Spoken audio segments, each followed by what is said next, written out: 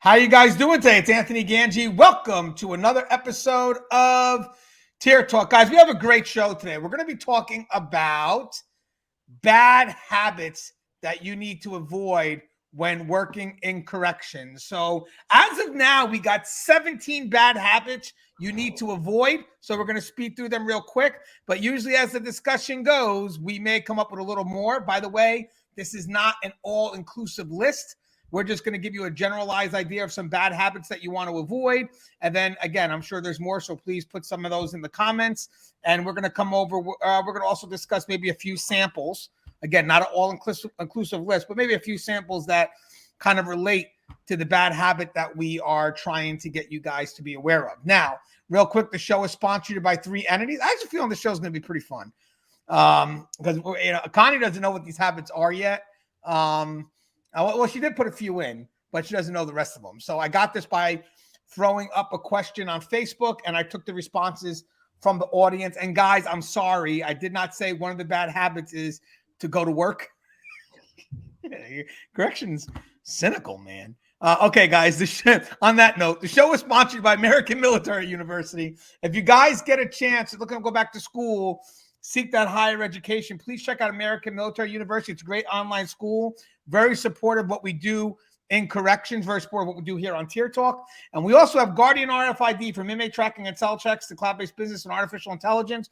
Guardian RFID transforms jails, prisons, and juvenile detention facilities of every size. Visit guardianrfid.com for more information. And guys, if you don't know, I have 2 books on the market. One is Inmate Manipulation Decoded. The link to that is in the description. That book is always selling copies. So thank you guys for supporting that book. Again, link to that is in the description. And we also have Lessons Learned While Working in a Prison, My Journey from Officer to Administration. That's a great book. Again, guys, that book is really about you taking your career up a notch. A lot of good advice. The key is it doesn't just come from me. It comes from other people in the profession. And then it gives a little blank spot so you can fill in the advice. And one day when you're ready, you can pass that book off to somebody else who you feel has the greatest potential to grow in this profession. Connie, how is everything? Look at you, Connie. Everything's good. Everything's good. What do you want me to say? I'm living la vida loca, right? I'm hoping everything's good. No, everything's good. I mean, day job's going well. The academy is going well. We have a year-end event going on right now where we're really just trying to get folks trained, right? You know, as they step into the new year, because sometimes people just kind of get that new lease on life, right? And so if we could reinvigorate some meaning and some passion and all that goodness, we're trying to get as many people trained by the end of the year as possible. And so that continues. It's 8 modules. It's all goodness. And we're actually in the process of beginning some revisions to the training academy, just because, there's always something changing in the landscape. So we're going to be evolving as those things change in the landscape. And then I'm the author of The Cage Was Her Cocoon. So really exciting things happening with that. I was invited out of town. I'm not really sure I could even say yet where and what, but possibly doing some college tour type mini book tour. Not something I was planning, but it was recently brought up to me, as a matter of fact, yesterday afternoon. So it's kind of hot off the presses, still processing and trying to figure out logistically what that could look like. Partnering with some of the schools and doing some speaking on resiliency and how do you kind of just use your career as a springboard to all the other things that you want to do in life that you're passionate about. And so I am super excited about the possibility of doing that. And then it's all the stuff you and I got kind of just bubbling in the pot, and we're just waiting for, dinner to be served. Yes, we're patiently waiting. Hopefully we'll still be at the restaurant waiting for the waiter to acknowledge the table. I will tell you this, guys, next year, me and Connie were talking about, I'm thinking about investing in maybe a few cameras, and really when I go to these conferences, seeing if we can get on site, interview some staff members, and really taking these videos up a notch. So that's something we'll talk about next year. But definitely thinking about investing maybe 1 or 2 good looking cameras. Probably one, because it's easier to get the videos out there. I like to turn videos quick. So I'm not one to spend forever doing edits. So if I create a video, I like to turn as quick as possible, because I know sometimes you sit on information, but I think you got to get that information out there quick. And by the way, just from talking to Connie just now for 1 minute, I added a whole nother habit to avoid. What's that? Well, we'll get to it, Connie. Don't anticipate. That's another bad habit. No, it's a good one. It's related to something you just said. You'll see. I'll make it why don't we start off with that? Goes in line with what you just said. So obviously the topic today is avoiding these bad habits. Now, guys, this is not an all-inclusive list. It's just meant to get the dialogue going, but we were able to come up with, now, as I said, it was 17. Now it's 18. And the first habit kind of goes along with what Connie was saying. So let me go ahead and put that one in. People that don't take training seriously. Ooh. Very bad habit. Connie, you were just talking before about you have a civilian corrections academy. How important is training? Training is critical because so much is changing in our environment. I think just the landscape of corrections is constantly evolving. And so the last thing that you want to be is not in the know of, sort of where we are and how you should be responding and, the new things that you should be looking out for. One of the things that really gets to me in this training conversation is that,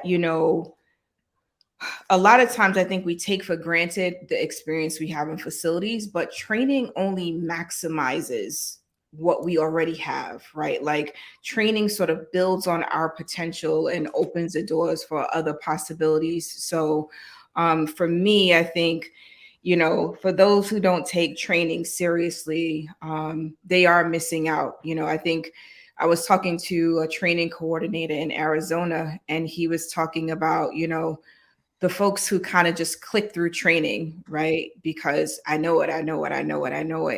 And I get it. There are aspects of this job that we're going to always know and we don't need to be trained on. But training also prevents us from slipping into those spaces of complacency. It kind of reminds us of what we should be doing when, in fact, some of these bad habits come into play. And obviously, we'll be discussing what you just said, complacency, shortly. I want to add something to this because Connie's right. There is an importance to training, but I want to add something from the higher level, from management and trainers' perspective. If you really want the respect of people that you're training, you got to have walk the walk. So if we're not putting people in there that have experience, you're not helping us create an environment where people are encouraged to want to be training. Yes, some of the training is repetitive. So do me a favor, try to find something innovative when you're, adding something. Because I'll be honest with you, we're always moving forward. So there's always maybe something that you can add to a repeated training that's needed, like a current event can connect to something. I mean, something that adds a little flavor so you're not dealing with the same training you've done from 20 years in the past. Well, and even also the participant can do that, right?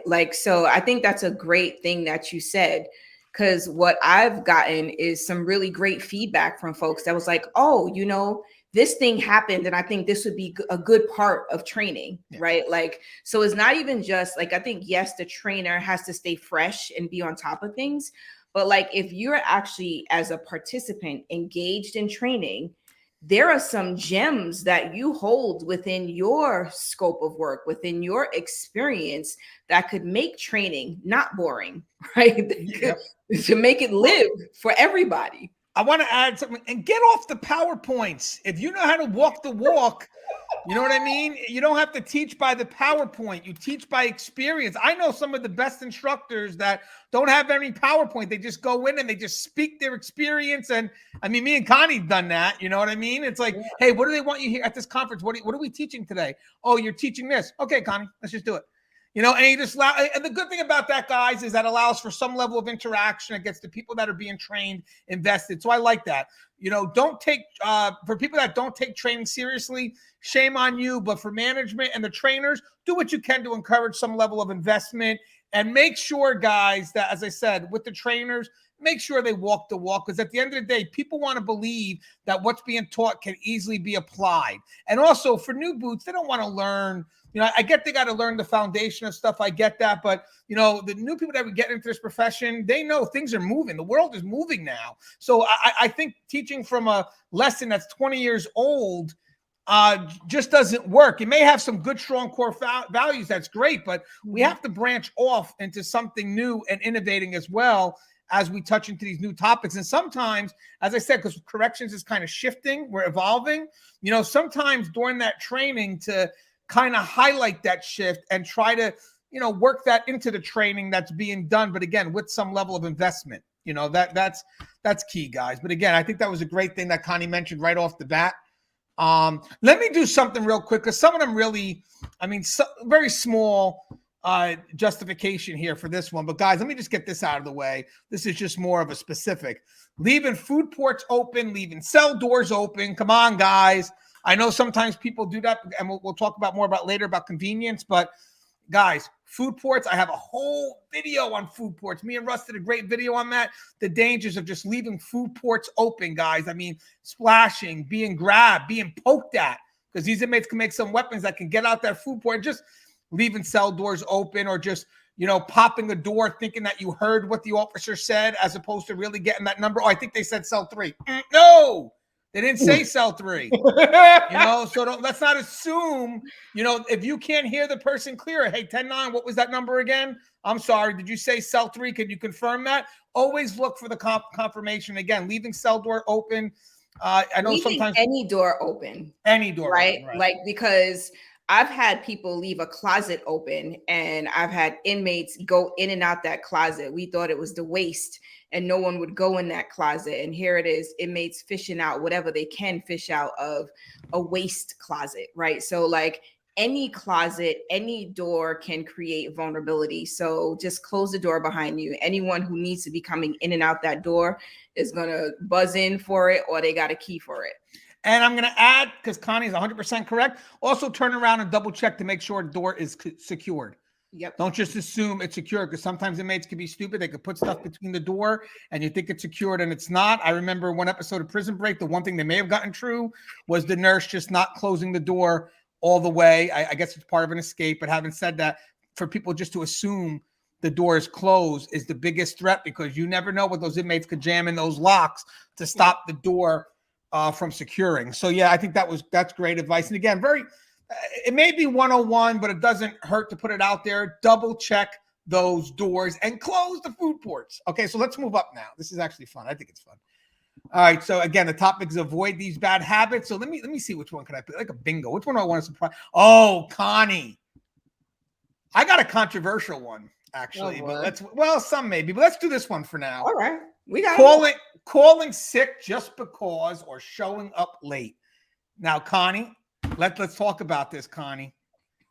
Because I listen, I know we're overburdened. I get it. I get that, we're working these tough hours, and I'm not trying to minimize that, because I get it. But having said that, if you're able to work and you have the energy to do so, you should make the effort, because if you don't, someone else is going to wind up getting stuck. And I think the problem is that as we're going through these tough times, yes, we need to do more. I get it. We need to get management to help get these people with good incentives. I get all that. Trust me, I know. But having said that, in the meantime, while we're going through these rocky waters, what could we do to help each other at this time? Would that make sense, Connie? Yeah. And is this a bad habit? I'm not saying that it's a good thing, but is it an actually habit, or is it just like, I get it. People are a little disheartened. That's interesting that you said that, though. Right. Like, because I'm just thinking, like, would you say this is a habit, or is this like a behavior someone has taken on at this point? So on one end, I could see maybe this is a self-care type of thing. On the other end, for those folks who are being a bit abusive, right? The just calling in sick and no regard to the impact, like the ripple effect of what's happening facilities to coworkers, colleagues, however they want to refer to it. But I kind of think that, bad habit is, in my mind, is like, this is something you do habitually. And maybe there are people who do that. right? Well, but So I want to add something to that. What you said is very important here. So yes, I like what you said. There are those mental health days. I get it. I don't think that's something we're going to do habitually. That's a justified cause. I think the problem here is sometimes for some facilities, it's so easy to call out that the habit becomes easy. There's really no wall or no resistance. So I think it becomes easy to call out because there may not be enough measures in play to stop the call out. So I think that if it becomes an easy habit, then more people may utilize it just because, and then they don't realize you're saying at that point. I like what you said, how that's going to affect the people that are on the ship. So this is more of when this is not so much for the agency, even though we're dependent on you coming in. If I could put it from a little bit of a lower perspective, it's more of our peers knowing that if we don't come in just because we don't want to come in, we are going to be screwing someone else over who may have already worked a few doubles in a row. Does that make sense? yeah, and just imagine what they feel like, right? Knowing that you called out just because, right? Like they know you weren't sick. Yeah, that's a good point. This person typically comes in late anyway. This is probably just a call out because, right? Like that does have an impact on your relationship with the people you work with. It simply does. And by the way, you touched on something else. By the way, that's perfect. You also touched on showing up late, guys. I mean, having respect for the person that you're relieving, or just having respect for the agency to some extent by coming on time, unless there's really a valid excuse. Guys, I mean, you coming in on time, being ready for the shift is great because, you can go through whatever security things you need as opposed to holding up the officer that's getting ready to leave. It's like, okay, I know you want to leave, but, I'm here now. But you're supposed to be here at, and ready to work at this time. And it's already this time. And now you're doing the inventory. That's the key. You're supposed to be here ready to work. So now you're coming exactly on the minute. And while I'm trying to get ready to go, now you want to do this tool inventory. You want to count the keys. You want to do all these things when I get you have to do it. But can you come in a few minutes before that, just out of courtesy for me? Listen, I know agencies need overlap and I would love to get back to overlap and I get it, but hear me out. Just in the meantime, some courtesy between your partners so they can leave hopefully on the one day they can leave on the time that they're supposed to leave. But again, it's tough because some of these concerns, people will say, well, then the agency should go back to overlap. I get it. I don't have control of that, but we do have control of the respect that we have for each other. Like Connie said, do I start to get mad when I'm waiting for this person who comes in every day at 2:01, 2:02, 2:03, like whatever, a few minutes after the shift should start? It's like, yeah, now me and this person's not getting along because I get you're mad at the agency, but have some courtesy with me. Yeah, or people gonna start doing it to you, right? Like, which that becomes even just a bad cycle we can't stop. Right. Like, how do we get out of that cycle? Right. Like, because somebody feels like I'm getting dumped on. Right. And then it's like, oh, well, whenever I know it's that person, then I'm going to take my time coming in too, because they don't have any common courtesy for me either. Right. Yeah. And you get that with the nursing staff too. I'm sure that because they're 24/7. They're 24/7. And it's definitely challenging not having the overlap. Because, you do want to give report. You want to let people know what's happening on the floor. You want to it's a reality. But because of, I guess, financial constraints that exist, the overlap was kind of cut out. But I think there's value in it. But I think we did a show on that before, though. Yeah, guys, you got to watch that show because it explains the importance of overlap and, basically how it is money well invested because of the exchange of information, a lot of different reasons. So please get a chance to check out that video. Connie, I'm going to have you explain this. This is more from a healthier perspective. No, this is a good one. I think you'll like this. This matters too. In corrections, obviously, it's a bad habit when you are truly unfit and unhealthy. No, it's not. I mean, it's the truth, Connie. I mean, it came up multiple times on the thread I had. I mean, think about this, guys.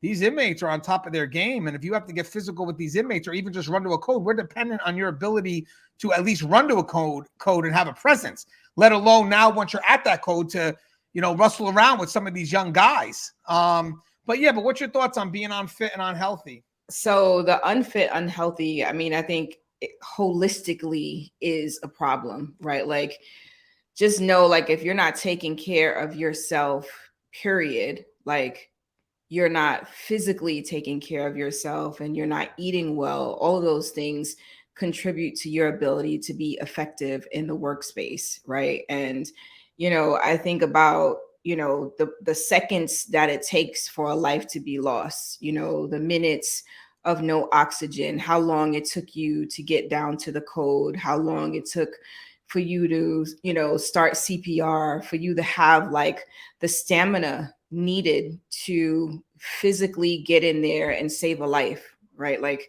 and that life isn't always an inmate life, right? That life could be a coworker's life, you know. The unfit and unhealthy is just like, it's like, at what point should you not be on the job, right? Like, because the unfit and unhealthy, how do you then tack on like stress, which is inherent in the job? How do you tack on anything else to the unfit, unhealthy? Because it kind of puts you in a physical space where you can't handle anything else coming your way. And guys, I just want to mention the kind of compliment what Connie just said, and we'll get to the mental part because that's on there too, is that this is why you have to be honest with yourself. If you're not feeling right, you know, maybe you should get checked, or at least tell your partner, you know, hey, this is just not a good day for me, whatever. Because the thing is, we're relying on you, you know, to be able to protect us. And if at any choice you feel that you, or any moment you feel that you can't, you know, we need to be aware of that so we can help each other. It's again, it's not to say you're vulnerable. It's just we need to help each other. And you know, I've seen people run to a code while smoking a cigarette.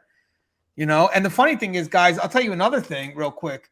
If you're not in shape, and some of these facilities are huge, man, and you're running up and down the stairs, and in some cases outside, up and down hills. I mean, it's exerting. And the thing is, guys, you could run to a code and become the liability. Yes, You know, here you are, the code. here you are supposed to protect me, and you're out. You know, and guys, and as I said, as you get older, it becomes more important that you do check on that. You know, on your well-being. And also, I want to mention something too. This is not a competition either. It's not about, yes, you want to get a code in a timely manner, but you also want to get there where you're not a liability. I know some people that think it's a race and they exert all energy running so they can be the first one there, but then you're ineffective because you burned all your energy out just to get to the code. So be very wary of that. You know, it's handling a pace. Not, listen, if my pace is, hey, I'm on my way there, but you know, I'm not as fast as you, then let the young bucks get there first. Just get there. But the last thing we want you to do is to think when you're 45, 50 years old that I'm going to beat 21-year-old Johnny. Oh, yeah, I know he was cross country, you know, but shit, I was cross country back in 1972. So, you know, I no, it's not about that, guys. It's let them young bucks run up and then you be right behind there so you can come in and be helpful, as opposed to all of a sudden everything focuses on you now because you can't breathe. And, you know, and now we have two concerns. We got an emergent situation dealing with an inmate, and then we have a medical code because it's not 1972, it's 2022. And you didn't make the code. You didn't, you know, you're out of breath. And by the way, the cigarette you were smoking is now burning a hole in your shirt.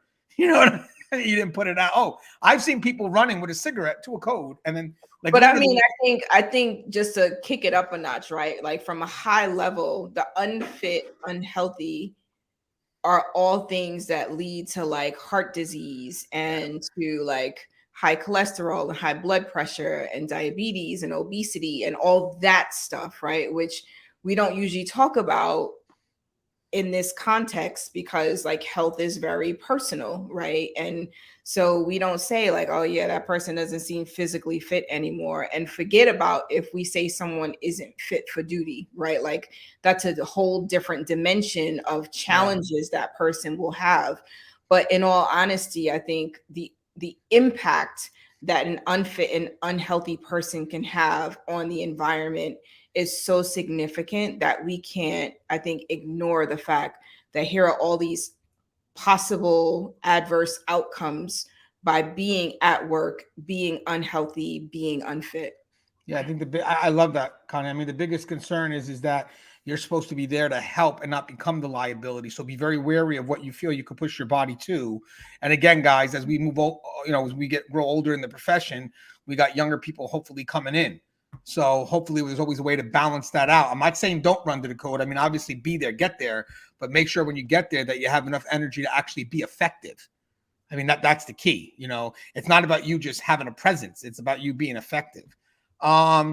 This is a good one. Kind of have you start off first: complacency or becoming too routine. Yeah. I mean, we have a whole tons of video on complacency. This is Russ's thing. Situational awareness, perceived but not achieved, is Russ's catchphrase. It's in my book, by the way. The book I have, the most recent book. Actually, I think it's in the Inmate Manipulation Decoded book at 1.2, because complacency has so many different variables. Interactions with inmates, doing your searches. For medical, where do you find people growing complacent at, Connie? Med counts? Sometimes med counts, syringe counts. I mean, as much as we would like to say everyone's constantly dotting their I's and crossing their T's, sometimes it doesn't happen, and there's a whole shitstorm that comes, right, when a syringe is missing or we're off of meds. And forget about it if it's a psychotropic med or if it's a narcotic, right? Like that just creates a whole different level of madness in medical and with custody, right? Because until we find that syringe, we're usually on lock. And if we can't find a narcotic, we usually got the FDA coming in, or the DEA coming in. Sorry. There's so many possible things that could go wrong when we become complacent on the medical side. I think the other thing that we want to pay attention to is like when we're not looking at policies and procedures and we're, implementing treatment plans, if in fact you're not following all the procedures within that treatment plan or the care plan, right? The complacency side of things is, God forbid, there's an adverse outcome for that patient, and we go back and review the health record and you documented what you did, and what you did wasn't the policy. It wasn't the procedure, right? Like, just because this is how we've always done it and you didn't really see why I needed to do a blood pressure. He seemed to be fine. I don't know why I needed to check his pupils. He seemed to be fine, but he had a head injury. That's why he's supposed, it's like certain things that we can't cut corners. And the reality is that when we start cutting corners, right, like, and we fall into this complacent thing, and we've got this false sense of trust in the environment or the false sense of trust in an inmate, that definitely is a bad habit and can lead us down a very disastrous road. Yeah, and I also want to mention, because you touched on it, same thing from the custody side, just any correctional staff, is that when you're not aware you're being complacent and you're really doing practice as opposed to policy, you start training as if it's policy. And next thing you know, you have a facility that's breeding complacent practices.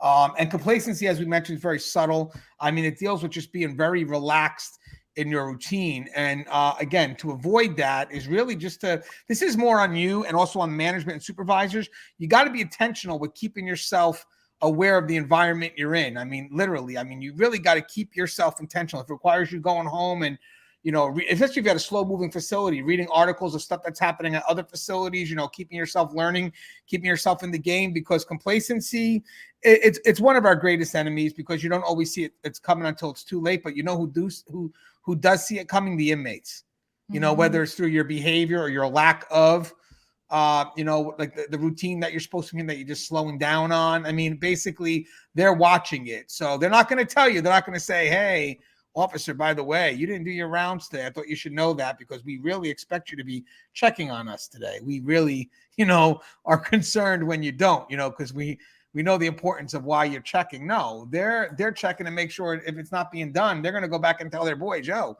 this guy doesn't tour at all. I'm sure he's writing in the book he's touring, but he's not. This guy's just comfortable at the desk all day, or she's comfortable at the desk all day. So again, if you're not aware of your complacent behaviors, the inmates are.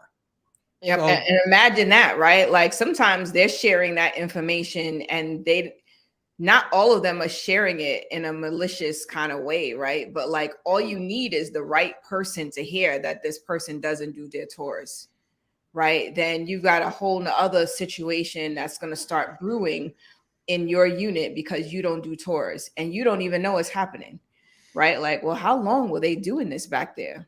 Yeah. How could you know? You don't do the tours. Yeah, and guys, she's spot on. I mean, there's some inmates, all jokes aside, I know I joked a little bit before, but there's some inmates that do expect us to do our round because that's the time we're protecting them. And having said that, if shit does happen, like Connie mentioned, all that inmates got to say is, yo, this person on the shift. They knew to do it on this person's shift because they never walked around, check out the cameras. So again, and guys, and it's not just even touring, doing your searches. That's another area you don't want to be complacent in, because again, people, when you sign that documentation saying you did that search is supposed to be 110% effective. Now, granted, you're not always going to find major contraband, and sometimes that could disenfranchise you, but you got to go in every search like, you're finding a pot of gold there, because in the end, guys, if you start to lose out on that engagement, next thing you know, your searches aren't really that effective, but people believe they are. So again, being complacent with your search habits. I mean, just a bunch of areas to discuss here when it comes to complacency. But I think the key here is, what Russ said, situational awareness achieved. I'm sorry, situational awareness perceived, but not achieved. That's the scary part. You think you're doing it, but you're not. And the inmates know you're not. So again, avoid complacency at all costs. That's obviously riddled down the thread. This kind of falls into complacent behavior, more of a level of comfortability, but we could breeze through this one too, Connie. Over familiarity with inmates, being too comfortable with the inmates. I mean, being too comfortable with the inmates, we talked about that, body language, hand in pockets, whatever. Being over familiar with the inmates is just, and we're going to get to this too, because it's going to touch in again, but it's allowing the inmate to pull you out of your prescribed role. It's allowing you to get personal with the inmate. I mean, these are areas that, to be honest with you, it pulls you out of your function. And in the inmate's attempt, what basically it is, hey, if you don't see me as an inmate, I don't see you as an officer, I don't see you as a staff member. So what areas can we connect to? And that really comes, and it's going to get to that later on, the oversharing of personal information. But to me, being too comfortable with the inmates, how about sitting at your desk and allowing all the inmates around you while your feet are up? Or what's something, Connie? And I'm sure this happens. How about a nurse who's maybe delivering meds, and maybe at one point, maybe she forgets something, and while there's an inmate porter there, she steps out with the medication thing wide open. Mm-hmm. I know that's happened, guys. Even though there should be an officer there, sometimes, and they just said, okay, it's just because you know what, man, it becomes too much of a hassle to lock it and open it up, which could take 2 extra seconds. But this is inmate Jones, and they probably leave. Hey, it probably takes more seconds to tell the inmate this. Hey, Jones, please don't touch this stuff, as opposed to just locking it. Am I right? Absolutely. But that's an easy one, Connie. Any follow up on that? Nah, I mean, we kind of went through this and we talked about the every episode. Yeah, I mean, always, but the falling in love with the inmate, right? Like the I think that complacency, it also allows the inmates to take certain liberties with you, right? And that over familiarity allows for that to begin to happen. So whether we recognize it or not, it certainly does open the door for things to happen that shouldn't be happening. Yeah, and I think the key here is don't let the inmates pull you out of your prescribed role. Look for reminders. Let them know who you are based on your position. Because again, reminding the inmates of your position, if needed, will remind them of what their position is. Yeah. And that, I think that is great advice there. Now, this is a good one, very specific, this one. But when you don't take a proper count to see if all your inmates are breathing.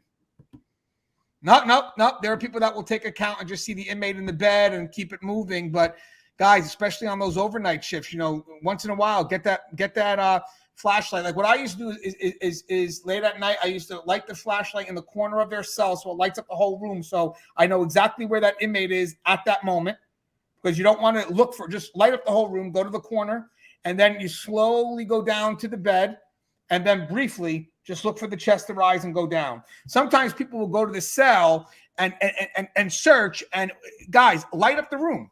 Shine the light into the corner of that cell so the whole room lights up, and you could see exactly where the inmate is at that moment. Because some of these inmates are jokesters. They'll hide, and then while you're looking, they fucking jump, and then it could be a little nerve-wracking. So as I'm saying, once you shine the room, you bring the light slowly down. You're not really keeping it on their face, but you're going to probably go past their face, and you're going to look for the chest to go up or down. Now, granted, if the inmate is in a position where you can't see that, I would recommend it's up to you guys, because some facilities don't like it. A gentle knock on the door to tell the inmate, hey, you good? Because some inmates like to cover themselves, or because they're supposed to be, believe it or not, a certain way they're also supposed to be positioned in those beds. They don't get to kind of switch around like we may do here on the real world. They're supposed to be positioned a certain way where you could see their head in the distance, because that's what you want to see, their head. You don't want their head closer to the cell door, because then you can't see them. You want their head, further away so you could see it. And also now, due to COVID, if you're in dorms, they're supposed to be doing feet to head. If that makes sense, feet to head. But with that said, guys, if you can't see it, then let the inmate know, yo, I can't see you moving up. You got too many blankets on, whatever's back. I got to see some level of movement. And if the inmates make complaint through the grievances and management gets involved, let them tell you not to check for breathing. I've done it, guys. I mean, you have to, because at the end of the day, you are responsible for that inmate's well-being, and especially if you work in units where there's the infirm, the sickly.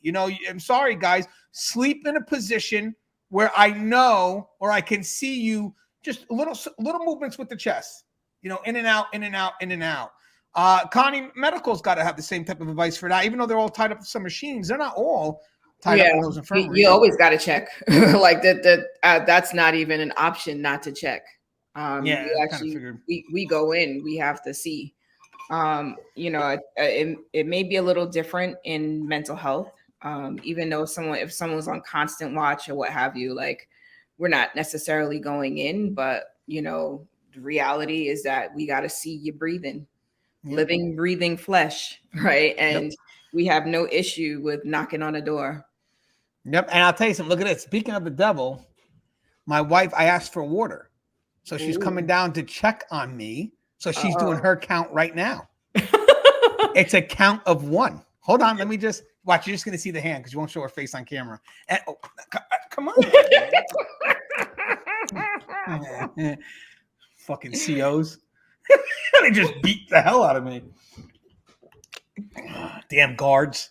Come on. I can say it. I fight against them. You can say it. But that was a guard mentality right there. I didn't even do nothing. She came in and just started beating the shit out of me. Come on, guards. Don't do that. God. So, guys, but okay, all jokes aside, let's see. This is going to be a bit controversial on this one, but I do have a reason why. But am I totally against it? It's tough. So I'm going to have Connie go first. Dating someone at work. Oh my God. Oh shit. That's why is that one. Even on here? Do you want me to go? You want me to go first on this one because it's in there? I can go first. I don't have a problem. Connie, it showed up in the thread. I have seen so many of these dating situations go. Wait, hold on. You're not getting that off, Connie. You're not getting that off. You did not say situation. You said situation. I said situations. I heard situations. Oh my God. Situations. Okay, well, guys, rewind it. Give me the play view and then come back and tell me if she said situations or situation. Okay, guys. They are situations. Yeah, I heard situations. And you were going to play that off. Wait till you hit Connie. We're at time slot 37, 35, let's say, around there. You tell me if I heard. And she played it off like it didn't happen. But go ahead, guys. Let's talk about your situation.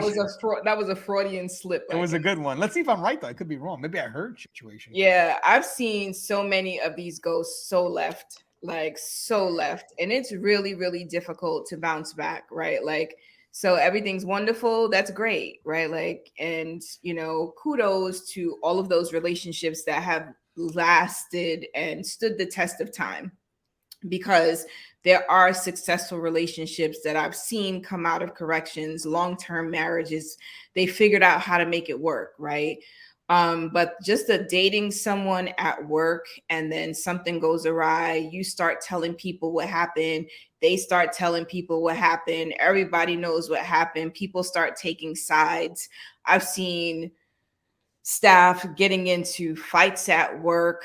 I've seen orders of protection. I mean, I've seen it go really, really bad. I want to say like my last year in the facility, I had a couple, they'd been dating, they got married, maybe, I don't know how long they were married, maybe 2 or 3 years. Husband starts dating someone else. And of course, there's that dynamic of title, right? So like he had title, she did not.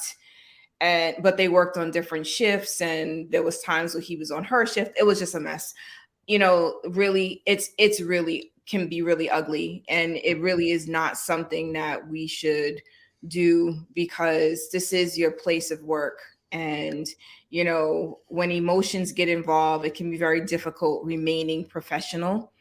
And so when we see that unprofessionalism spill over into in the workplace, people begin to lose respect for you. Right. So it's not even just the, you know, your peers now are all in your business, and whether it's custody, medical, like all the mix up that it can create. It is also a matter of, this is a professional space, and in this professional space, people do begin to lose respect for you based on the way this situation may play out. Yeah, I mean, especially if you have a supervisor dating a subordinate. I mean, one of the things you want to discuss there right off the bat is to let the person you're dating know that this is not for any benefit. This is just for us if we're going to do it this route, but you also don't directly supervise that person This anymore. is not for any benefit. Well, you know what I meant, like workplace benefits. Sorry, I meant there's other benefits, but but what I'm saying is, and then you sign like a waiver of recusal, I think it is, because basically, or it's a waiver, something that you can't be directly overseeing that individual, especially in disciplinary matters, maybe even assignments of post, because even if you're doing things by the book, it could be seen as favorable. Sad to I was gonna say. say, it could look like it. Yeah, it could look like that. And the other thing is, the funny thing is, on another note, I know there are some relationships that happen occurring already. I mean, I know people that were already a couple and then they joined corrections together, and but the biggest concern we have when it comes to this dating at the workplace is yes, there could be the favoritism we talked about, but for me, the greater concern is if they don't make it and they break up. That personal stuff could pull so many people into it. I've seen it, and it just becomes so divisive in nature where it's like, whatever's going on, you just cannot bring it to the workplace. So, but why don't we just say this? When we say dating someone at work, we literally mean dating them at work. Basically, at work, you're professionals. You want to go outside, you could date on the outside. But if you're bringing that dating mentality into the work and you're flirting and lovey-dovey and you can't leave the person June and all this other stuff. I mean, I've seen couples, to be honest with you, had a very strong relationship, but you would never know they were a couple behind the wall. Absolutely. I've seen that and I love it. Yeah. They played the game. They kept themselves separate, and they did what they had to do. And I get it. So I like what we kind of said. And when we say dating someone at work, what we mean is you're not at work to date at that moment. Right. With that said, and again, we're working when we're working. Work. We're working. So I got to be careful with this, because I know some people. I mean, I definitely don't think it's a good idea, to be honest with you. I'm not 100% for it. But having said that, like Connie mentioned before, there are people that have developed a very strong relationship, and to this day, they keep it strong and going. So I don't want to be 100% against it, because it does happen that there is a very good relationship, very fruitful, very balanced. But I don't think it's as many as we would like it to be. And I think sometimes when the drama happens in the relationship, they bring a lot of people into it. And I just think it becomes a little bit of a mess. So again, pursue this at your own caution, in my opinion, because it is a workplace. And at the end of the day, it becomes very tough when there's a breakup to keep things professional, because feelings, like Connie said, will get in the way. As much as you think they won't, it will. And here's another thing about that. When you guys break up, there's also people that will either chase that person while they're at work or avoid that person while they're at work. Yeah. And now either way, you're not becoming productive. You're just not working. Okay, so this is kind of what we touched on before. So let's just speed through this. Discussing personal matters in front of or to inmates, or oversharing. So we talked about this before in other shows, small talk, and be careful of answering all these questions when you're small talking. I think that's a bunch of bullshit, guys. Don't do that. Don't overshare your personal information to an inmate. But on another point, be careful of when you're talking when inmates are around. Right, Connie? Especially when here's another thing. Those ears are always listening and looking for. And the biggest concern here, guys, is you always have to assume that there's an inmate around, because you may think it's officer time and the inmates are locked down, they can hear it, or there could be an inmate that was right there. You just didn't see him, like a porter. I mean, I saw two officers flip out because the one officer's shooting the shit with the other officer, thinking the inmates were locked down, and there was a porter going around. And the officer turned around and said, "Dude, you didn't tell me there was a porter?" He goes, "I didn't even think to tell you." He goes, "But wait a second. Don't put it on me. You're blasting your personal information out. So, I mean, you yourself be wary of the environment you're in." But Connie, that happens, right, Connie? It happens more often than not. People just shooting the breeze, right? It might be count time. I mean, because I've seen it in medical, it's count time. Oh, all the inmates were sent back except for this one that's still waiting, right? Like this one that, you know, the doctor needed to see this one before he left for the day. And so the officer's carrying it on the count in the clinic, right? As opposed to sending him back to his housing unit, right? And this inmate is privy to all these conversations that are happening across exam rooms. Yep. So, you know, yeah, especially patient's information. Yeah, that too. Because sometimes there's these tricky cases that come in, and you're like, "Hey, you know, I met so and so, right? Like, oh, that case that came in last night. You know, it's those things that we kind of talk about pretty, I don't know, easy with each other, freely with each other, and we don't always recognize that there are ears listening. And quite honestly, you know, unless someone is a part of that person's treatment team, we shouldn't be talking about it anyway. I like that. That's good advice. And guys, again, just be very careful of the environment you're in when you communicate things that really are not meant for everyone's ears. I guess that's the key. This, we'll go over this quickly because we cover this a lot of times, guys. We have episodes on this. William Young also covers this a lot. Not finding balance between work and home. Now, guys, as I've evolved in this, I've been doing a lot more reading. I'm reading Mastery for a third time. Usually I try to revisit that book every couple of years. But with that said, guys, when it comes to finding balance between work and home, I mean, I did a short the other day that hit home. Like, you're going to play CO, in my perspective here, more than you'll play husband and wife, sad to say, or more than you'll play father and son or sister and daughter, whatever the case may be, mother. Because again, we're at work a big portion of the day. So my thing is, when it comes to finding balance between work and home, yeah, I get the old cliche, don't take work home, don't take home to work. And I believe a part of that, I believe you should never take home life to work, 100%. That's a major part of our discussion here. But, you know, bringing work to home, you know, I think there's some healing when it comes to that. If something's bothering you, there's ways to share that with your loved ones to keep them connected to you so they can help you, you know, because they know you when you're not in uniform, or they know you when you're not at work. But with that said, I think also part of the workplace balance is finding value in what you're doing when you're at work.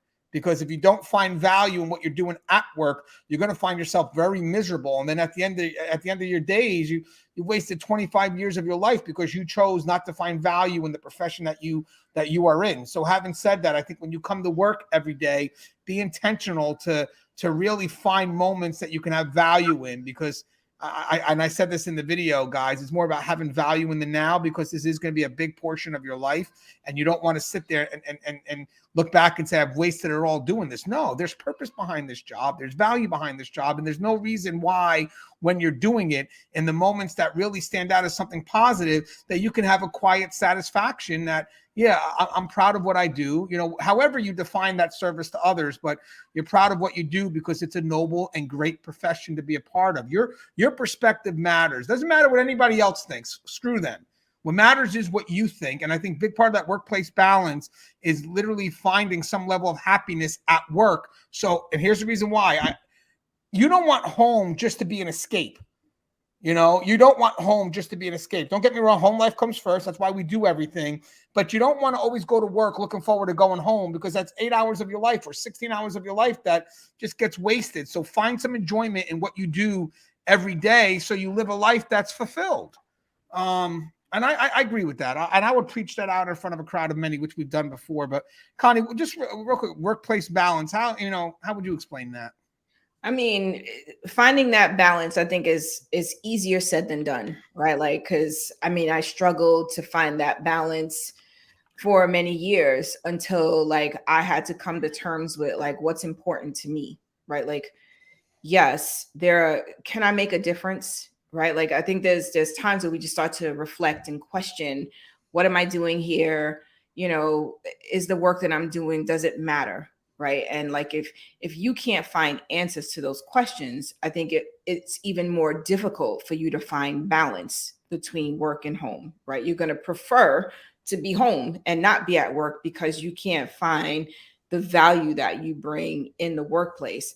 But I think the moment that you start to reflect on the ways that you are finding value, or that you add value, or that you contribute, like I think that makes it even more important. It makes it easier, I think, for you to find that balance between work and home. Right. And I think also, it's like, it's kind of being able to acknowledge that this is what happens at work. And so this is what I'm able to do at home. Right. Like there has to be that almost like a disconnect. And I mean that in a healthy way, that when you leave work, not just, oh, you got to leave work at work and you leave home at home, but like when you disconnect, like home, I think has to be like your space, like your safe haven that allows you to disconnect from all the things that are going on in the workplace that can be very stressful and very overwhelming. And then when you leave home, it kind of you kind of have this almost a refresher, right? Like I've had time with my family, I'm feeling good, everything's great, right? And unfortunately there are times when it's not, right? But at least once you get back to work, it's kind of allowed you to shift gears a little bit and kind of come back to the workplace with a different mindset, hopefully. Yeah, and by the way, if you see home as just an escape, then sometimes when you go home, you expect home to be less demanding, and it's not. If I came home thinking every time I come home, it's an escape, then I wind up putting my feet up while my wife is doing everything, who also works. I have to be somehow balanced where I get it. The job could be very stressful, 100%, and you're going to need those break days. I get it. And if you have a loved one, they're going to be there for you. It's like, hey, you know what? No need to take your daughter to dance. I'll get this. You take a breather, you take a breather. But having said that, I think good advice also to someone is, hey, listen, you've been kind of going through this rut for the last 2 months, 3 months. Have you found anything about this job that is happy, that gives you purpose and value? Because if not, I know this may be easier said than done, but maybe you should start transitioning out because it's too much, because you're miserable all the time. So I get it. Like some people can say, well, home, and I'm going to go to escape, and that's what it is. Yeah, but okay, but the problem is how long are you going to do that for? So I think also, I think we have to be able to normalize that conversation, right? Like people don't want to say that, right? And we have to be more comfortable being able to say, like, if we are looking for a level of balance and someone was insightful enough and honest enough to say, hey, listen, maybe you need to start considering another option because you have been miserable, right? Like, because, whatever they've observed over the period of time, because I think that's a very honest conversation, but it's not something that we kind of just, hey, Ganj, I think it's time for you to quit, right? Like, because you don't want to offend anyone. You don't want anyone to take it the wrong way, that like you're trying to tell them what to do or dictate their pace or whatever feelings people are going to get. But I think if we start to normalize the conversation that you haven't been doing well, right? Like, and whether it's medically, mentally, whatever is happening that we observe in the workplace that seems unhealthy over a period of time, like we have to start to feel comfortable to say something to somebody, right? Whether it's the person that it's happening, it's the supervisor, it's somebody. But I think that's great what you said, but I don't know that we've normalized saying that. Well, that's why I always say bringing work to home. I think there's something manageable there. Like I definitely agree. Home does not go to work. I agree, and we're talking about the negative aspects of what could be happening at home. But I believe work going to home a little different, because as long as it's control, you should be telling your spouse or your loved one just to say some level of connection, with them. I mean, that to me is key. But the other thing is, even when I talk about the escape guys, well, I can't just leave my job. Okay, but you could make a choice to change your attitude towards it. And you need to do that if you love the people that are in this house. Because every day, I get it, but work has become an excuse to keep you away from us too now. Because you're miserable at work, and I get it, you're miserable. I know you're going through a lot, but the problem is, so are we now, because you're separated from us. So I'm asking you to do this. Either transition out of this job, which I'm not saying you have to quit by tomorrow, but start to transition just so we can have a better life together. You first, then us together. Or go to work and find something good, find some value, be happy with your choice. Because here's the funny thing, guy. I want to add another thing. when you're at this job and you're committed to the work a lot, because again, these people are getting hit hard every day. So a big portion of their life is at the work. You start to identify yourself with the work being done. I don't give a shit what anybody says. It is what it is because it's a big portion of your day. So if you don't like what you do, then part of how you identify who you are, you're already putting yourself down. So having said that, now you come home and you continue to be miserable. And then it's like, okay, maybe once in a while, I get it. But you're telling me in the course of your 25 years, you never had a good day? Or you just choose only to see the negative. A lot of the times, guys, it goes to make the choice of shifting that perspective because everybody can go in and find something negative. I get it. I've been hit again. Damn it, blah, blah, blah. But the strong people do turn around and find some value and shift that perspective because they're not always looking this way. They decide to look this way. So I think eventually there could be that ultimatum where it's like, hey, either you're miserable. So either you transition out or you make an effort to change your fucking perspective because I can't keep doing this anymore because the more miserable you are, the more you're starting to push the family away. So you got to make a choice right now because now it's becoming the family or the job because we made it that way. And that's harsh. I know that may not come as pleasant to most people here, but guys, if that was me, I would not want, and I worked at 4 prisons. None of them were easy. I'm on my 20th year now. There's a lot of times where I could have just subjected myself to the negative and just make that my life, but I can't do that. And either you got to turn around, man. You got to find some way to turn around. I know that's easier said than done, but you got to find a way to turn around because your survival, it all depends on your attitude towards what it is that you're doing. If you're not willing to make the shift, you can't expect your family to be sitting around because again, for people that say that home is an escape, I'll guarantee you that becomes their excuse sometimes to just not do anything at home because they're too overwhelmed. Now I'm saying some people may, I get it, but a lot of people, I just had a tough day or a tough week. I just need this Saturday just to relax. Well, that's every Saturday now. And then, by the way, you only have, let's say, 2 days off. So Saturday you relax and Sunday you're miserable because you got to go back to work on Monday. So we never get a day. We never get a day because Saturday you want to relax and Sunday you're stressed out because you got to go back to work on Monday, however your work week is. But I mean, think about that, guys, too. If you're lucky to get 2 days off, if you're lucky to get 2 days off, one, you're relaxed, and the second day you're dreading because you got to go to work the next day. At the end of the day, when are you fully involved with your family? Oh, that was a lovely, I'll get it. Okay, so let's go to the next one. That wasn't an emergency, was it, Connie? So, okay, no. Okay, good. So, Connie, I'm going to let you start with this one first. It's a good one, but definitely something that we have to do, or not do, sorry, bad habits, something that we have to discuss.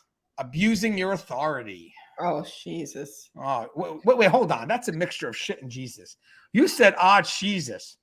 So you were going to say, well, no, come on, I'm not discredit. I'm just saying, but there was a mixture. You got silently in your head. You're having these oh shit moments that you just don't want situation, Jesus. You know what I mean? But Connie, what's your abusing your authority out of curiosity? I mean, that it happens, right? It happens all the time.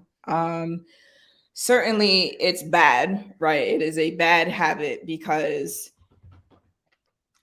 it almost neutralizes your authority when you become abusive, right? Like people don't respect that. Can you explore that? That was good. Yeah. So so there's times I think as a leader, you can go and ask someone to do something. They'll just do it, right? Like my boss, my manager, my administrator, whoever, asks me to do this thing. Like they're not even thinking not to do it, right? But when you take this very aggressive, abusive sort of stance in managing and leading, people like dismiss it. Like it's like, what is wrong with this dude, right? Like it's almost like it neutralizes any authority that you have because now people aren't responsive to your title anymore. People aren't like they're gonna do what you tell them to do eventually. They're gonna do it half-heartedly, most likely, right? And it's like you've taken a step that you didn't have to take because by virtue of your title, you probably have the authority to ask for whatever you're asking for, right? But when you start to just throw it around and you're always yelling, right? Like it's kind of like the kids, right? Like you you yell at, like, if I ever raise my voice at my daughter, she's like, what, mommy? Like, it's like a, oh my God, right? Whereas, like, if I'm just yelling all the time, like, she's like, yo, my mom's like a freaking maniac. What's going on with my mom? Like, so it kind of loses its edge when you become abusive with your authority, because it becomes, that's just how they are. It's the norm. Right. That's just how they are. There is no like, oh, you've now escalated. Like, no, that's just how they are. I like what you said, because we've had that discussion in the past where if you're always on level 10, you know, that presence of that. I've seen calm people, and then all of a sudden, you know, random, you know, not randomly, but not as often as others. They maybe once in a blue moon, something may get to them, and they quickly, I don't want to say that they go on the extreme, but they quickly put the law down, and people listen because it's not something they see of that person. They don't usually do that. It's like, oh shoot, what's going on with her today? Right? Like, she doesn't, that's not how she conducts herself. But when you escalate appropriately, people are responsive. When you're just in escalation all the time, they're like, yo, this person's gonna give themselves a heart attack. I got the perfect example of that, guys. God rest her soul, because she passed. But Police Academy, Hook, was it? The female officer who was very petite and very friendly, but then all of a sudden, when she went into that cop mode, to be a whole nother woman. You don't remember the Police Academies? I think she played Hook. She recently passed, but she was very calm and petite. But then there were the moments where she had to play cop, and then people shut up and they listened, because it was such the opposite of who she was. So if you operate on that high level of extreme, people are like, just ignore it. It is how he is all the time, like that grumpy old man that wants you to get off the lawn. And I want to mention something too: the abusing your authority. You know, that's one thing in corrections. The level of authority that you have over others is a very trusted position. So don't think that it's something that you're guaranteed to have, because it's a privilege given to you that can easily be taken away. So, I mean, I'm not a very big fan of what they call even fire stars. They stir up shit and they leave you cleaning up the mess. Oh my God. I'm on this. Like, I am on that chapter in your book, chapter 64. You're so, like, that's so crazy. Is that a plug? No, seriously. Chapter 64 is don't be a fire starter. And you just said that. Like, I'm like, this is the chapter. I didn't start reading it yet, so I don't know. But this is 100 page 193. Just in forgive case any misspellings. But that is awesome, Connie. No, that's okay. I'm still waiting for my revised copy, but I couldn't wait any longer. So I'm gonna send you one. We did some last minute edits, but again, if you have the original, it's nothing crazy, just small things. But I meant that. I mean, the one thing about that is the fact that you wind up stirring things up and actually causes the inmates to unite. But the big thing here, guys, is people may not even realize that they're doing it. That's the scary part. So take note of yourself, you know, when you have that position, because be very wary, guys, because as much as you think that crazy. That's pretty cool. That that position of authority is guaranteed to you. It's not. You could use it, and by the way, you could lose that any time, not even just from management. Inmates could step up and take it away from you too, as scary as it may seem. Because again, part of this, having this authority, is a level of respect that's exchanged between you and the inmates. You start abusing that, you start losing that level of respect. That uniform won't protect you. So be very wary of that gift. Authority comes with respect. If you're respected, authority is with that, connected 100%. If you're not, that authority, it's going to be taken away. You won't have it for the long run. You know what, that kind of bleeds into the next one. Not staying humble.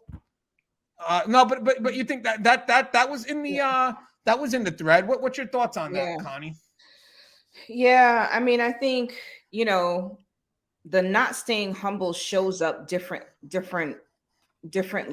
when you're in facilities, right? Like, the last thing you want to do is walk around like you know everything, you do everything, like you're the jack of all trades, right? Because that also means that you are not positioned or poised to ever learn anything from anybody. So people may begin to just avoid you, right? Like, because you know it all, right? You don't need anybody's help. You got all of this, right? And so people leave you and your boastful self and your bigger than life self over there, because it's also not something people want to be around, right? Like no one wants to have to deal with that. Thank you, Connie. I really love the fact that you said being humble is about learning, because what do they say? Listen like you're wrong, speak like you're right.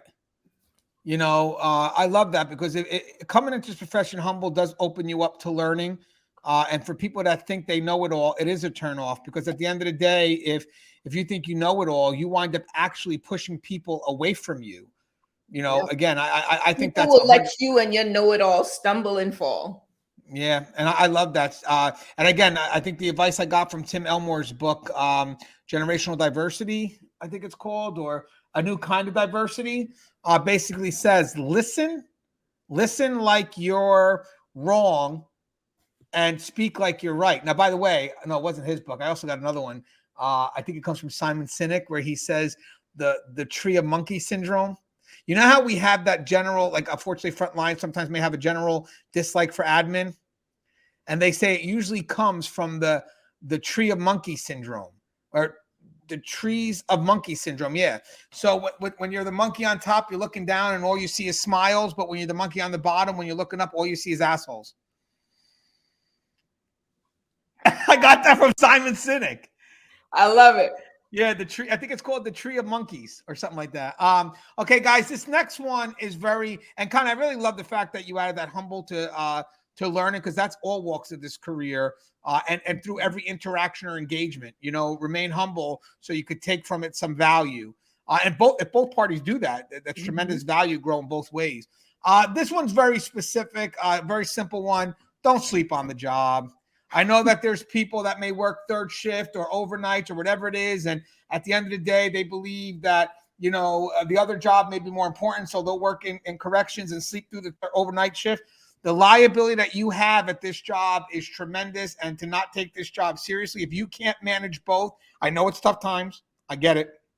And I know right now we could be overwhelmed with the job. Then let people know that you're not feeling yourself. See if they could work some angle out with you. But this is more for the people that do it intentionally. So let me just rephrase that. There are some people that may just come to work thinking that they can fall asleep, and do whatever it is later on in the day. So not for people who are overworked or overburdened. I get it. That's a whole different ball game. I'm talking about the people that come in, and as soon as they come in, they may do the first count, and then they set their chair up, they set it up nice, put their feet back, and they're out for the rest of the day. The people that are intentional with this is how their habit is, not people that they may be trying their best, but man, I've worked so many doubles, I can't. I don't mean them. I mean, yes, do the right thing, tell somebody you're not feeling right, and hopefully someone gives you a chance to walk it off or do something. I'm talking about the people that they come to work and they set their office up as if it's their bedroom. Connie, is that, have we seen that? I have seen that. I've seen nice cozy throw blankets in offices where I'm like, why would you need that? I get it. Some facilities, the air pushes pretty well in the summer, but yeah, no, that has nothing to do with that. There are some folks who they get cozy on a shift and they go to sleep. I had gone so far as to, I had attended a labor practices something. I can't remember what it's called now. Anyhow, someone actually, like, the end of the case, essentially, as we went through the labor board, was that sleeping on the job was theft of service. Yes. I didn't realize that at the time. I'm like, someone falls asleep on a job, they fall asleep. And I think there's a discipline because yes, there you have expected, tasks that you need to achieve. If you're asleep, you're not aware, like all the stuff, right? Like you're asleep, you're not working. But I didn't know that is seen as a theft of service. So Connie, would you say that you have 20 minutes to poop, 21 minutes, you need a time off slip? What? You said theft of services. I'm saying, so does that mean that you have 20 minutes to poop and on the 21st minute it's theft of services, so you need to fill out a time off slip? Because some people, listen, hey, wait, hold on, Connie. Some people wait to come to work and poop on company's time. Theft of services. Why is it so? That was Is it? No, I'm joking, Connie. Oh, that was such a joke, but now it's like dead air here. You didn't even laugh. Now the joke is done. No, but you're right. Some people will consider sleeping on the job, obviously, theft of services. So I use that as a great way to introduce the poop joke. My daughter would find it funny because it has the word poop and she's 5. So it makes sense. But no, but being honest with you, it is considered, plus don't forget your responsibilities. You know, if you, and listen, I've had people that literally will come into work and I know it's cold and they put the heater right by their feet. And they go, oh, doesn't this feel nice, dude? You're going to be asleep in like 5 minutes. 5 minutes. You know, so watch with that. You know, get those toes frozen. You know what I mean? Because your ass is going to be then you'll get up and 5 start minutes. walking to warm yourself up. Exactly. But guys, again, this is falling to the people that come into work, and this is why they're coming to work. And you could see the intentional effort by how their office is set up. So yeah, I agree with that 100%. And Ganni, I kind of know you're talking about the labor meeting, because we actually had a discussion, and there were certain things that it was like called ethical fading, where you get so used to, or ethical fading. It's ethical fading, where you get used to these unethical practices and they slowly erode during time. So for people that get into the habit of, okay, I could fall asleep one day, I didn't get caught, I'm going to go to sleep the next day. But it all starts when it's allowed for the first time. Guys, I want you to know that's what they call the ethical fading.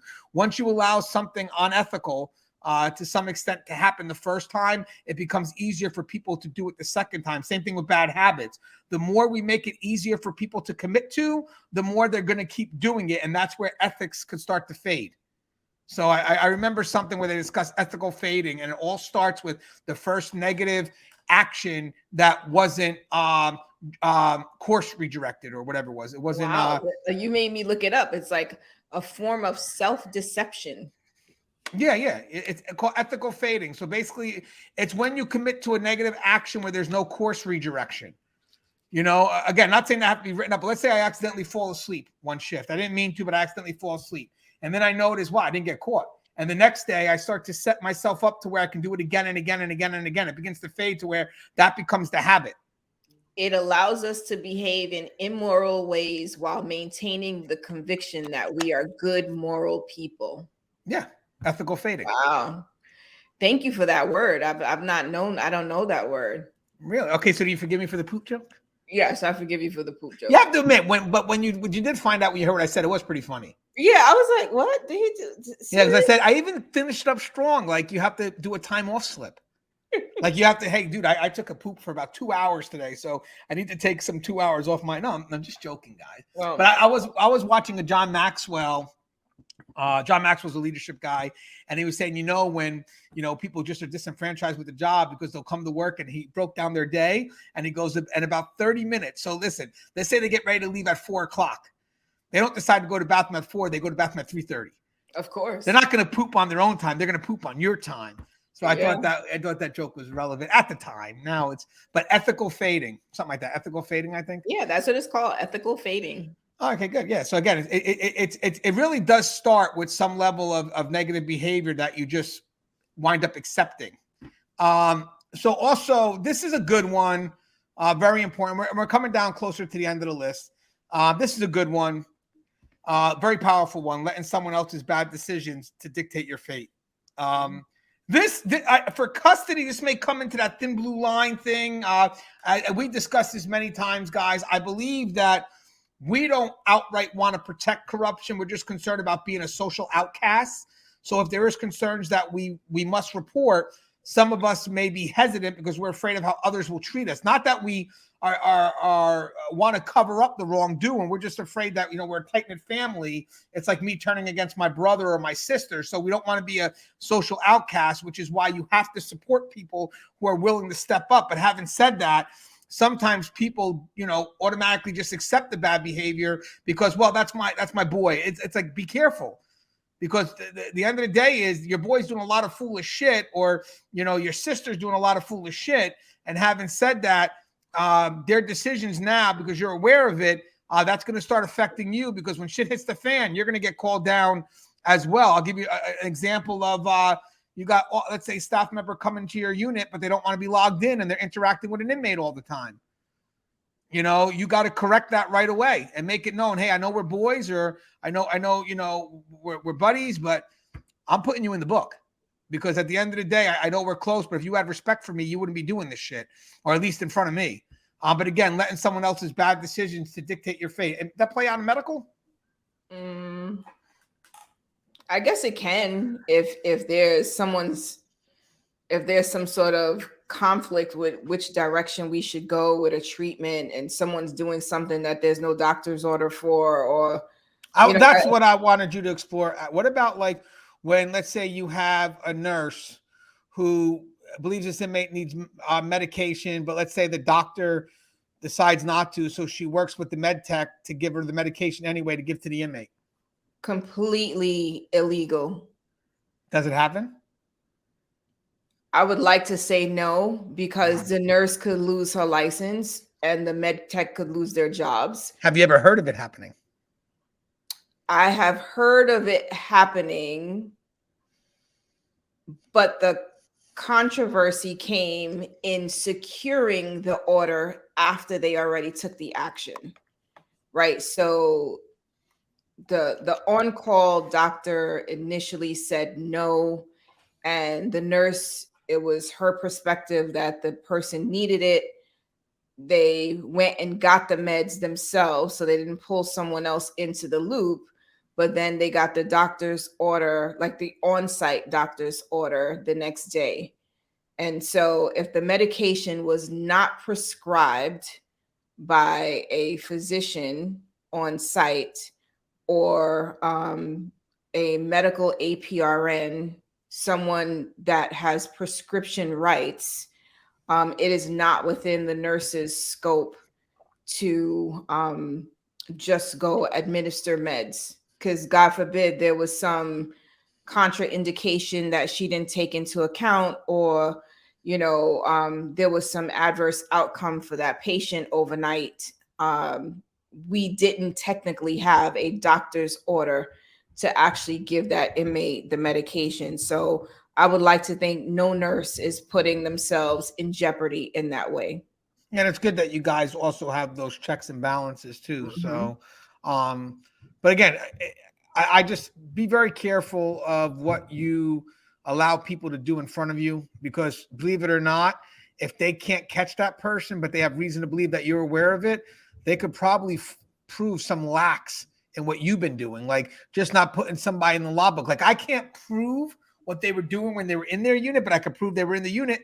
So it's good that you brought that up, because the next question became, so how many times did it happen that this nurse decided to put someone on meds without the order, right? and that's an easy check, right? Like you go to see, like you look at your intakes, you look at medications, you look at when this person was on the job, was at work, on shift, and then you look at the health record, right? Because if you're administering meds, you've got to log it somewhere. And was there an order in place? Right? When the doctor writes his orders, it usually has time and date stamp on that.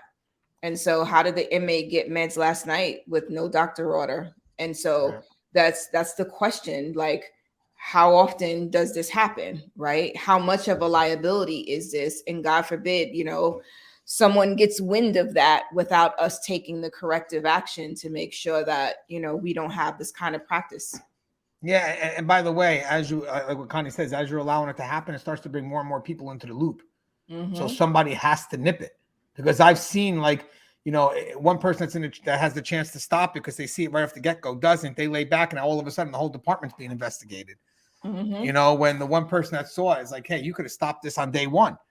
But you chose not to. You became passive with it, allowed it to happen, and now the whole department's under investigation because they need to find out who's in the know. And here's another thing, guys. Just another thing is integrity is checked when you report it before it's discovered.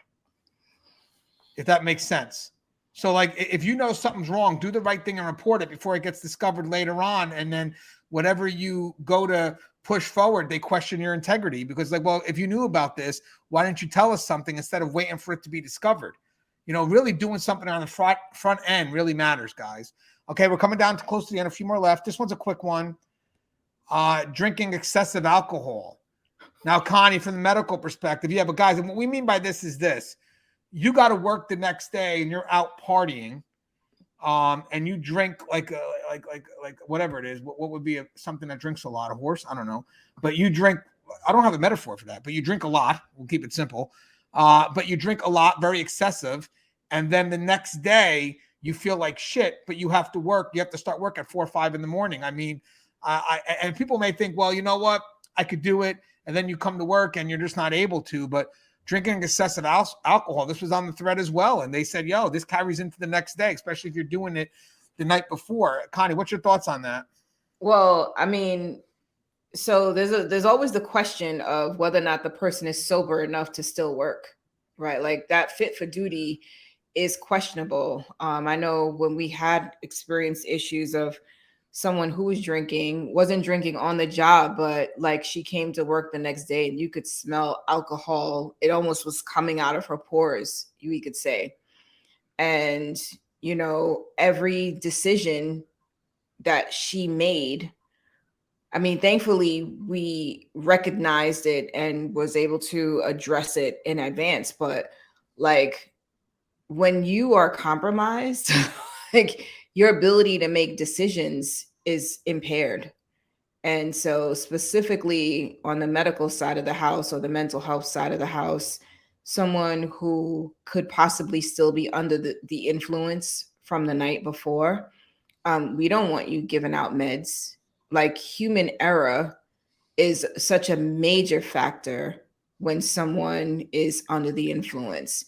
And certainly you probably shouldn't have even driven to work. There's just so much that comes into play, I think, in this discussion of drinking excessive alcohol and thinking that you're going to be at 100% for work the next day.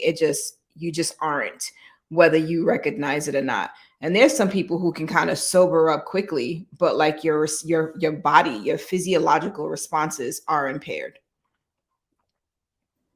Right. Hold on. Sorry about that. I was trying to unmute.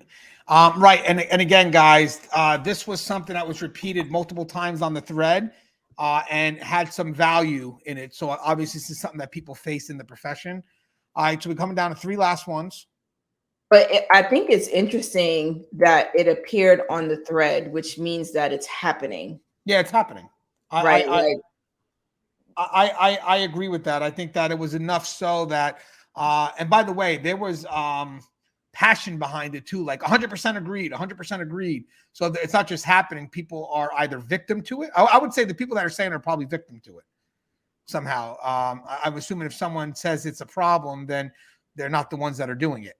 It's the people that are affected by it. So guys, if you're doing that, know that there's people in this profession that are affected and worried about your behavior. So 2. This one would be quick. Cutting corners or shortcuts, guys. Corrections is not about convenience. It's not. I mean, even agencies at a higher level try to cut corners by putting in cameras instead of investing in people. Sometimes we'll cut corners because we may try something out of desperation, and then you know, when the moment passes, oh, that was better, and we keep running that way, realizing that really we shouldn't have done it that way the first time, but you know, now we've gotten used to this practice and it's all wrong. I've seen that during inmate movements where we were in a rush to fit a timeline because corrections is run by a specific timeline, and this one day we were running behind, so let's add 10 extra people just to get people moving. And then eventually, like, well, that moved mess quick. Let's do that every day. No. We can't do that every day. So sometimes cutting corners and shortcuts could come from complacency, or also can come from desperate times we're in survival mode and, you know, we jail a little bit. And technically, guys, be very careful of cutting corners and shortcuts.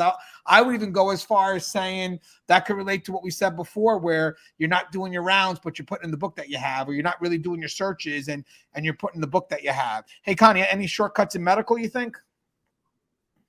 Like cutting corners or shortcuts that we always like. I know if I can give one, I know sometimes when medical puts in for like when inmate puts in for a medical request, you know, and not going to collect them every day because they say you have to see the inmate I think what 24 or 48 hours.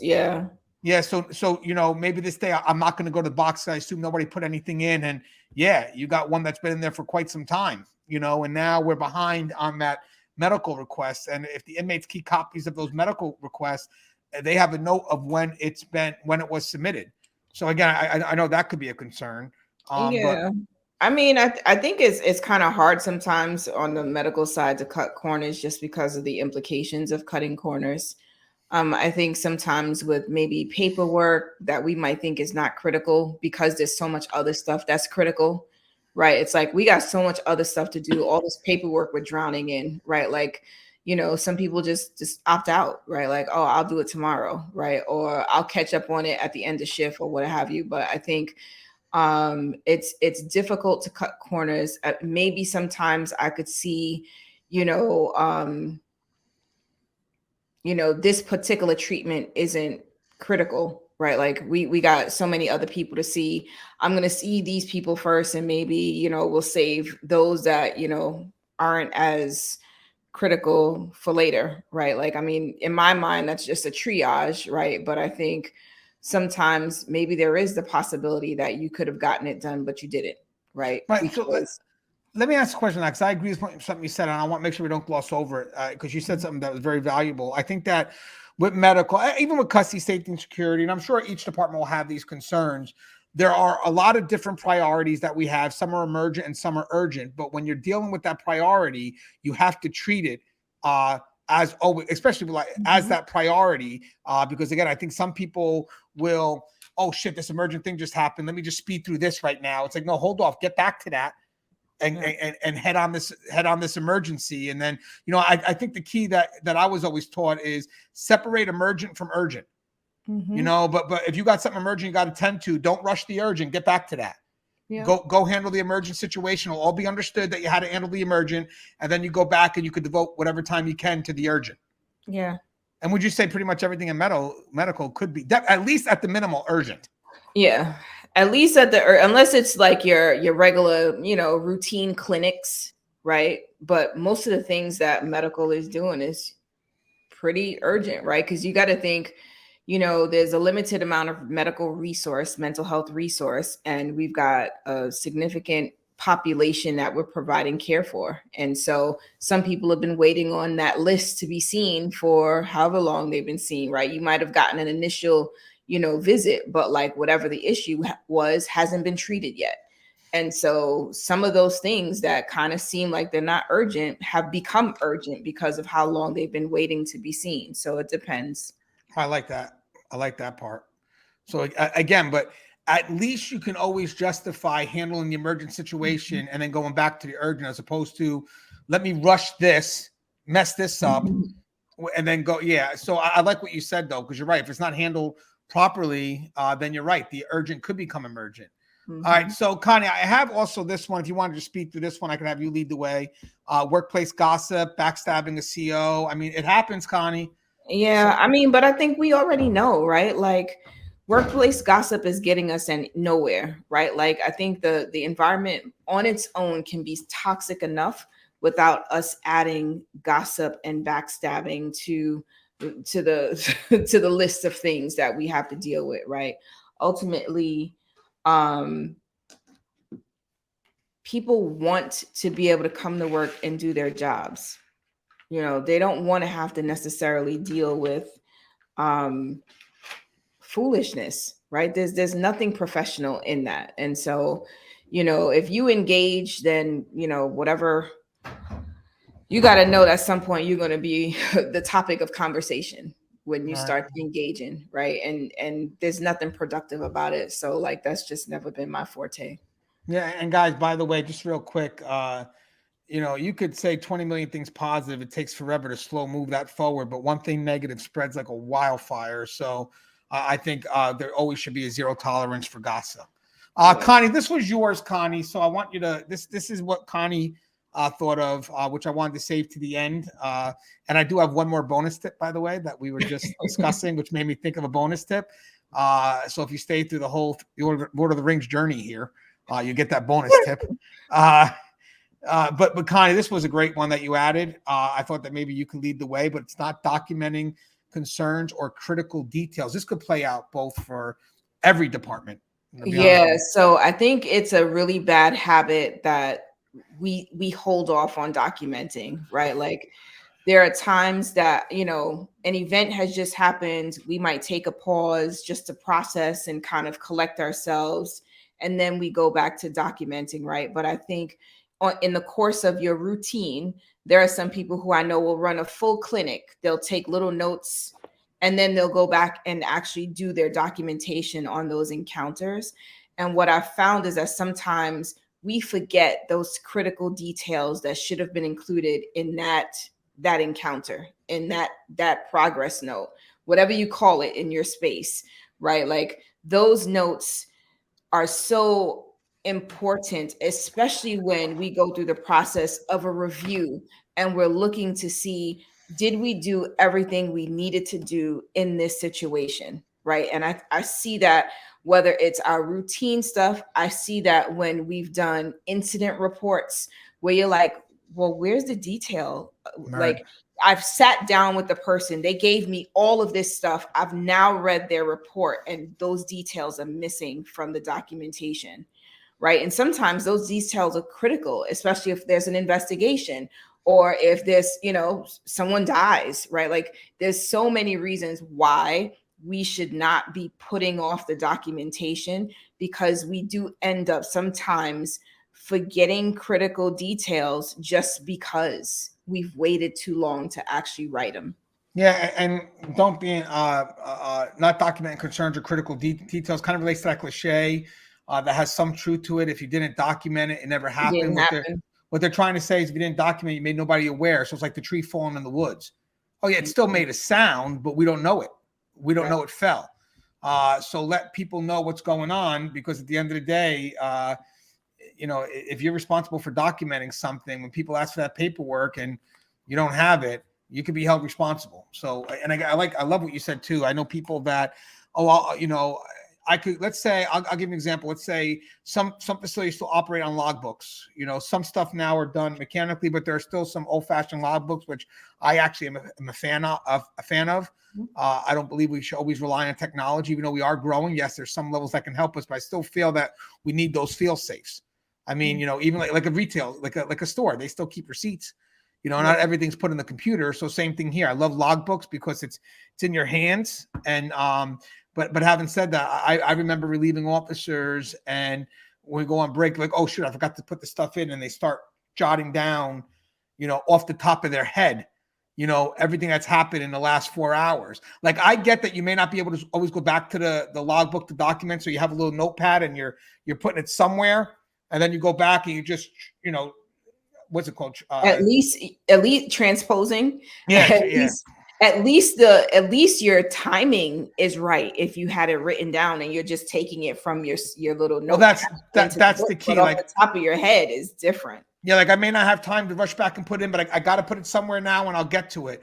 So again, it's the matter is this: is record the details as soon as you can. And then when you get to the book, or when you get to the spot where it has to go, and you have it there, as opposed to you trying to remember it off the top of your head. Yep. The last thought that came to me was connected to something that Connie said a little bit before, but I want to add something to it. Don't be quick to judge. Rather, substitute judgment with curiosity. Let me explain. So we were talking about gossip before, and sometimes gossip, people like to like, hey, yo, Connie's talking shit about you, blah, blah, blah, blah, blah, whatever it is. So instead of you quickly, first off, you can't go on assumption. You got to talk to Connie and find out what's going on. But instead of you quick to judge Connie saying, why is she being that way, blah, blah, blah, be curious as to why she may be saying this. If she is, go ahead and approach it with a curious mindset. If you don't like a change that's happening in corrections, instead of hating management and passing judgment because we feel that they don't understand what it is we go through, be curious about it. Why is this change happening? And it's a softer approach. I get it. But sometimes our own judgment could be biased. We don't realize it. And it just sets for a divide and some level of animosity, where if you switch from judgment to curiosity, it could open you up to another perspective that at least allows for it just not as divisive. It just starts off on a better foot. What's your thoughts on that, Johnny? Johnny. Whoa. Whoa. No, because you know what? I want to tell you where that came from. Judgment and Connie, I combined. Yes. And I came up with the word Johnny. Jonnie, not the usual spelling of Johnnny. Connie, explain why I did that. Did you know that Johnny with a Y is for a male and the IE is for female? Oh, I try not to judge. But I'm curious. So I really like that distinction, really? Because the quickness to judge means that most of the time that's all of your preconceptions. That's all of your stuff that goes into the judgment, right? But like when you are curious, so one is that curiosity for the person who brought the information to me. Why they bring it to me? Why do they feel I should know? Why are they spreading the gossip, right? Whatever the gossip is. And then there's the curiosity. Well, why would Connie be saying whatever it is that she's saying, right? Let me go talk to Connie and figure this out.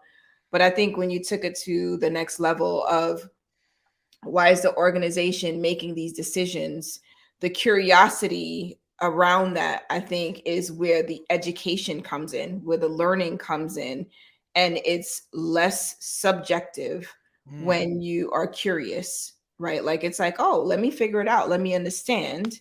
But when you're judging, that's all you. Here's all my perspective, here's what everything that I think, and this is how I am taking this.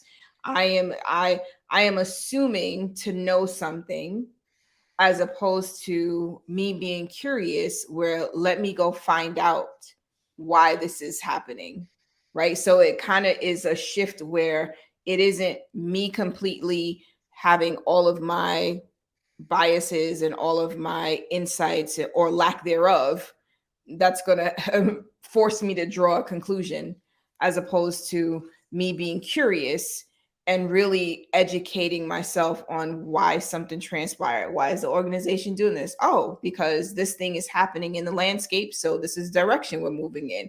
Why is Connie talking about me? Oh, because Connie was actually trying to defend whatever it was that you had going on, because she had insights that the rest of the room didn't have. So she wasn't gossiping about you, but she was trying to make sure everyone was aware of whatever it is, right? So I think that's a great distinction, and even just a good practice to not judge, but to be curious. I want to say I got that from Simon Sinek, but bear with me because as I read this stuff, a lot of the stuff starts to blend. It's just worded differently.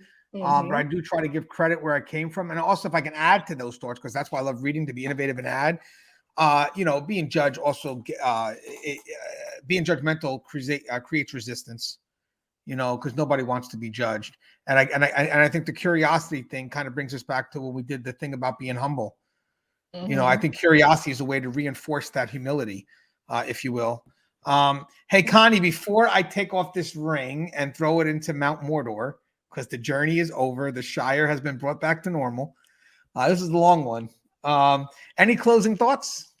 No, I think this was a cool approach. I think that we took tonight to just kind of look at, what are some of the bad behaviors that we need to stop doing. Because I mean, it kind of forces us to acknowledge that we're doing some things that are not the best, right? Like, and sometimes that is survival, and other times we just don't realize that we're doing it. So the fact that, you kind of did the poll and we're able to get feedback from folks, that means like these are the things that they're also experiencing in the workplace from day to day. So if this doesn't do anything, at least maybe it'll raise the awareness that these things are happening, and these things are actually probably significant stressors for us all. So if we could all be aware and stop doing the stuff we shouldn't be doing, that could help alleviate some of the stress that we're having in these workplaces. Yeah, guys, I mean, it's not an all-inclusive list. I mean, obviously, there's other things like managing your appearance, whatnot. I mean, you don't want to look sloppy. But I do know another book out there from James Clear is about habits. It's a great book. And what he does say is that sometimes the bad habits we commit to is because they're easier to commit to because we make them easier, as opposed to making things easier for the habits that we want to create that are beneficial. So what we should do is when we are creating bad habits, we should make sure that we eliminate how easy those bad habits are to create. Like just changing our routine a little bit could carry a lot of weight, because again, if it's easy to do, we're going to keep doing it because it's who we are. It's human nature. Good book. I'm like, who wants to stop doing the easy stuff? Yeah, who wants to stop? And the author of that book is James Clear. I think he was a football player. I forget, but it's like James Clear Habits. It's a good book. You can even, if you guys don't have time to read a book, go on YouTube. These people are interviewed all the time, and they give you the bulk, the pretty much the good portion of the book. that most of us remember anyway. Because I read all these books and I remember a small segment of it, but it's really the watching the interviews and they're discussing the same thoughts on each interview that it starts to play out. And here's the cool thing about, guys, is reading it is that sometimes when I read or I watch something, I first get the generalized knowledge, but then as I watch something again, I really focus on how I can apply that knowledge. So that's the most important part, because knowledge without application will never be wisdom. And I believe that's Maxwell, or maybe Connie, the famous author of Connie Alleyne. She wrote this book, The Cage Was Her Cocoon. And by the way, just real quick, this book gets to me all the time because, guys, the only way you could free yourself is by becoming that butterfly. Don't stay the caterpillar. Become the butterfly. Evolution. Allow for the evolution to take place. Ooh. And that's not just in yourself, but also in everything, because we're all evolving, including the place. Because listen, as we evolve, the workplace also evolves. So I think that's pretty cool. All right, guys, as always, the show is teared up. If you haven't, please subscribe, interact, engage, comment, hit that bell. Bell's going to notify you every time I post up a video. The poop joke was funny. Take care, guys. Stay safe. It was funny, Con.